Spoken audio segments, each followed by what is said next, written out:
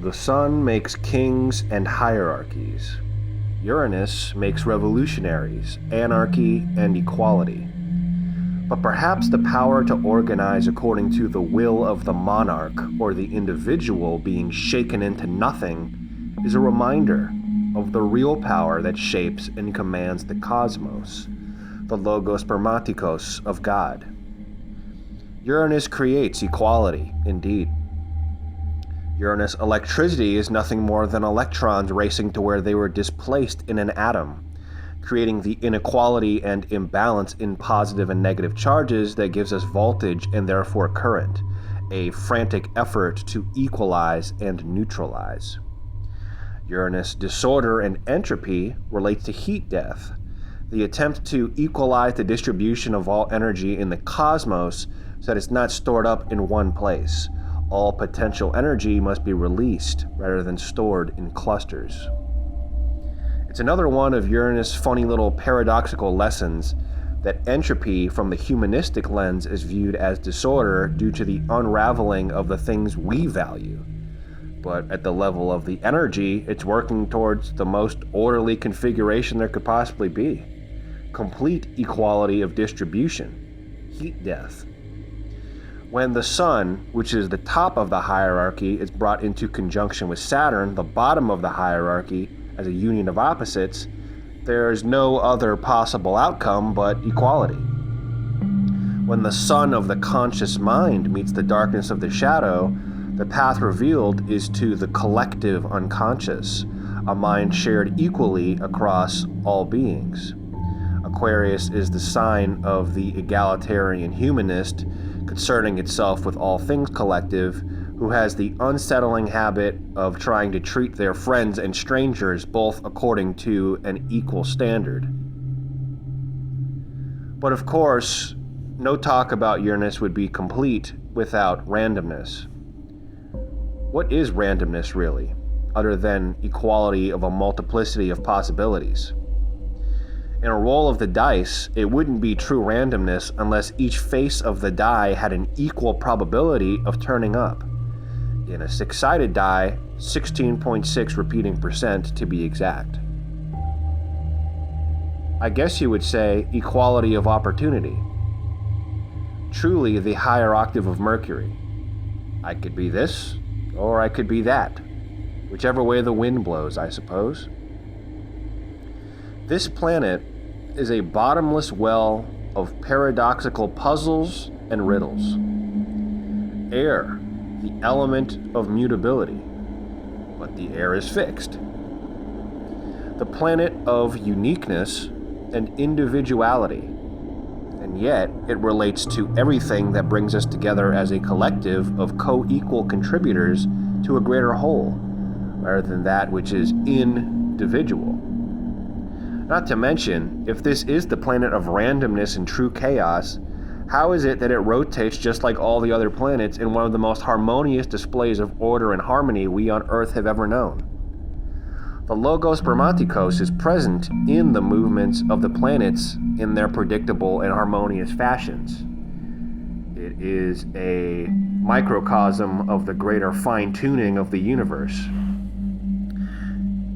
And included in this is even the planet of ostensible disorder. Organized chaos? Uranus always makes me laugh with little paradox riddles like these. I guess the DMT gestures that fall under its rulership, or anarchic lack thereof, are doing their job. It's the kind of laugh you have preceding the end of a story, when you just take a step back and laugh at the absurdity of it all, and appreciate God's sense of humor after every system of understanding you've tried to apply to the known world has been brought to its inevitable demise. All you can really do when the tyrannical and monarchic system of thought is overthrown is surrender to divine inspiration. The fall of the sun's monarch leaves a power vacuum that can only be filled by God and its logos spermatikos.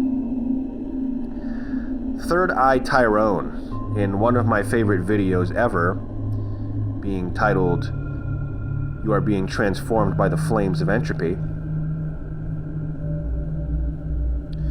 talks about the scientific lens through which we see reality. That is, that reality is made up of information which we interpret as patterns.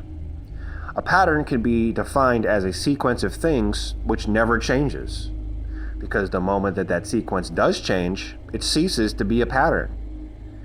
It's in a sense cyclical, as almost all of our reality is, and all things cyclical are in some sense a prison, because a cycle is something you're stuck in. Therefore, a pattern and a cycle is Saturn as it joys in the 12th house, all things related to imprisonments of stagnation due to the complete strangulation of novelty, upon which the pattern would be threatened. So the question posed by Tyrone is, if reality is made up of patterns, which is a sequence of things that never changes, how is anything happening at all? Because some kind of change had to have been injected to begin with to set the dominoes in motion to create that sequence.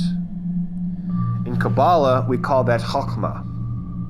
But in a philosophical rather than metaphysical sense, the answer is randomness, which Tyrone argues is an infinite cloud of possibility which surrounds the dome imprisonment of our patterned reality.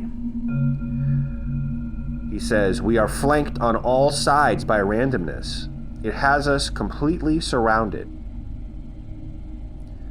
Genes themselves are sequenced patterns subject to mutation, which is a novelty injection that breaks that pattern and blows the cycle wide open to clear a path for something new.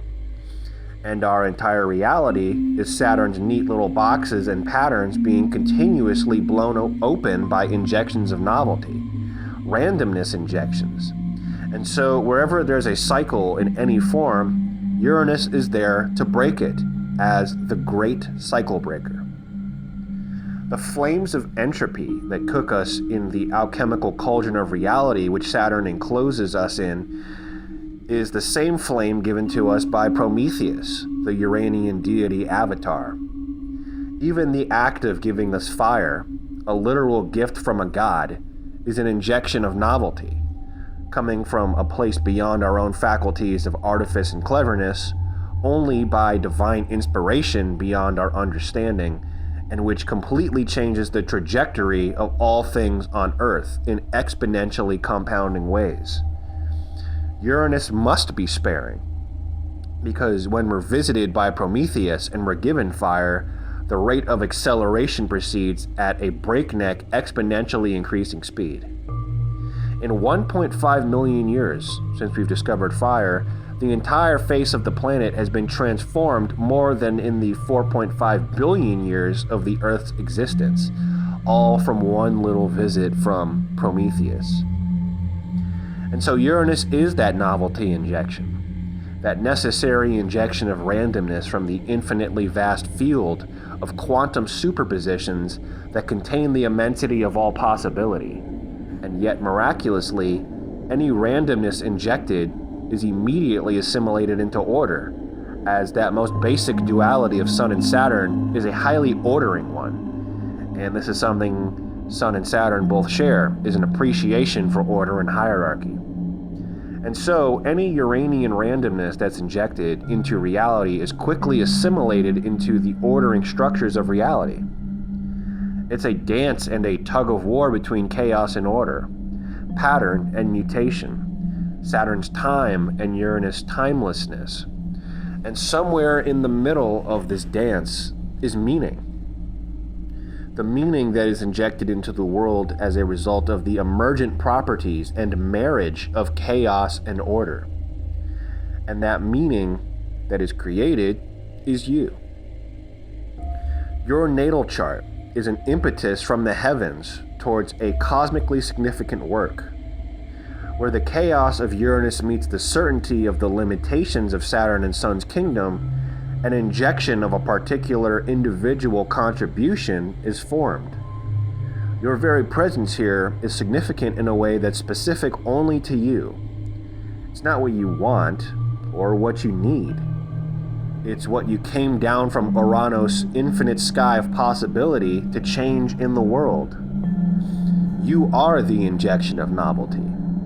The dance between infinite possibility and the necessity of certainty created your natal chart. And miraculously, it was all according to God's will.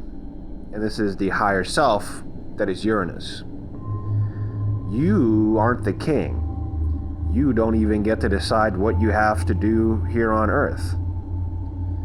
It was already decided for you. You just have to figure out what it is and slowly realize why it's perfect and what you really ultimately want. As the Oracle says in The Matrix, you've already made the choice. You're just here to understand why you've made it. Astrologer Rick Levine was looking forward to the grand trine formed by Uranus moving to mid-Sagittarius to be placed upon his natal descendant, then to trine his natal Aries stellium, and then completing the grand trine with Pluto in Leo. He was looking forward to it optimistically as a time to experience exciting freedom. Rick had left astrology behind and thought that he should pursue a more serious career, and so he abandoned astrology altogether around this time. Within the day of Uranus perfecting this grand trine on his natal descendant degree, as he was rollerblading on a beautiful Santa Monica beach, he reached Venice Pier. He took in a deep breath to absorb the beauty, but then he collapsed unconscious, and upon falling was scraped, and from that scrape developed blood poisoning that claimed the function of his right hand for 4 months, putting him out of the job he was pursuing instead of astrology. This is how many experience significant Uranus transits. You think you're in control and that you're doing what makes sense for you, but God has a plan for you. Your higher self has a plan for you. It's already decided. Rick left his computer management firm behind, went back to the studies of astrology, and in the many decades since then has become one of the most influential and insightful astrologers of our modern time. He truly stepped into the destiny of his higher self. It all began with a Uranus transit. The most Uranian stone on the planet is Moldavite, the stone of change. It's so powerful that it doesn't even need to be converted into a talisman with spirits or engraving or suffumigation or anything. Just having it on your person is enough to radically transform your life. It is a Uranian earthquake that shakes loose everything in your life that doesn't serve you. Countless astrological sources dating back to when Uranus was even discovered, most notably Safariel's 1898 New Manual of Astrology, have correlated Uranus with divorce, and this is true and typical. Uranus shakes loose everything in the way of your destiny, of what you were put on Earth to do, and Moldavite generally does the same thing. Moldavite notoriously ends relationships, platonic or romantic, that no longer serve your greater good or your purpose for being here. You may be surprised to hear then that people tend to rave about Moldavite, because while it may get you fired from your job and may make you lose many of your loved ones, it puts you in a position that you didn't even realize you wanted. Uranus is always out of left field like that, and yet we can never experience a pure Uranus. When Uranus contacts us, it contacts the order of Sun and Saturn, and so it always remains the purposeful intention of God. People that hold Moldavite are immensely grateful for it, because it's an immensely healing stone that allows you to step into your destiny. And at the end of the intensity of Moldavite's earthquake is immense gratitude for the alignment with the higher self it creates. The stone only gets rid of what's not serving your journey to fulfill your destiny. It only gets rid of what was holding you back. It's also a stone that's said to help you embrace your individuality. It basically goes on as being a Uranian stone, although that's my own inference. Most claim that Moldavite has the properties of all planets, which I don't really see as being true at all. But yeah, Uranus, cycle breaker. What a planet to ponder. The more we look into it, the more reality seems to sunder and unravel. And yet there is a sense of trust, because penetrating everything is the harmony of the Logos Spermatikos of God. And so as we move beyond Saturn, we learn surrender to divine inspiration.